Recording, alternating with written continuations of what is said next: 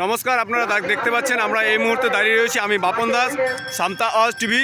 এবং আপনারা দেখতে পাচ্ছেন এই মুহূর্তে যে আমরা দেখতে পাচ্ছি প্রকাশ্য জনসভা এবং আর কিছুক্ষণ মধ্যেই অর্থাৎ এই যে ইউপির যে চেয়ারম্যান ইমতিয়াজ মোল্লা তিনি আসতে চলেছেন এবং ফরাক্কা বিধানসভার 55 নম্বরের প্রার্থী ইমতিয়াজ মোল্লা, যিনি আজকে দেখতে পাচ্ছি আমরা খুব একটা জনসঙ্গম এখানে রয়েছে এবং ফরাক্কা বিধানসভায় একটা বিশাল হাঙ্গামা এবং বলা যেতে পারে একটা বিশাল উত্তেজিত এবং এখানে সাধারণ মানুষ সকলেই রয়েছে দেখতে পাচ্ছেন আপনারা।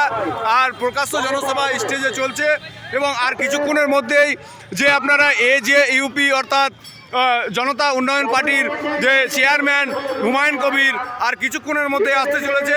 আপনারা দেখতে পাচ্ছেন এখানে আমরা দাঁড়িয়ে রয়েছি অর্জুনপুর লালমাটি ময়দানে। এখানে আপনারা দেখতে পাচ্ছেন পাশেই রয়েছে আলামান মিশন এবং আপনারা ভিডিও দেখতে থাকেন আর কিছুক্ষণের মধ্যেই দেখতে পাবেন হুমায়ুন কবির এসে পৌঁছে গিয়েছে। নমস্কার, জয় সংবিধান, জয় ভীম, জয় ভারত। কিছু শ্রেণীর মানুষ যারা বংশবহল করায় রাজনীতির ময়দানটাকে দখল করে রেখেছে এবং তারা সবাই বেঁচে বেরিয়েছে কলকাতা কেন্দ্রিক শহর